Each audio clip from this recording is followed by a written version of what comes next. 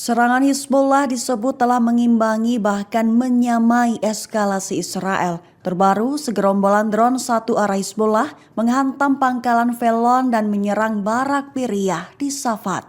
Mengutip Al-Mayadin pada 14 September, serangan Hizbullah itu telah terjadi pada Jumat 13 September 2024. Rinciannya, Barak Biriyah diserang Hizbullah pada Jumat dini hari dengan salvo roket jenis Grad. Roket menghantam Biriyah saat Iron Dome Israel berjuang menahan serangan.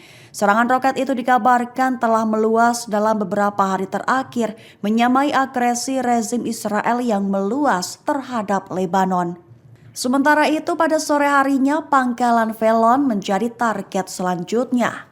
Kali ini Angkatan Udara Nirawaknya meluncurkan segerombolan pesawat nirawak serang satu arah ke pangkalan Velon. Mengingat pangkalan Velon terletak 15,5 km dari garis penarikan Israel dari Lebanon Selatan di sebelah selatan Rosh Pinah. Sebuah wilayah yang telah menjadi sasaran beberapa serangan dalam beberapa hari terakhir sejalan dengan eskalasi yang diimbangi oleh Hizbullah.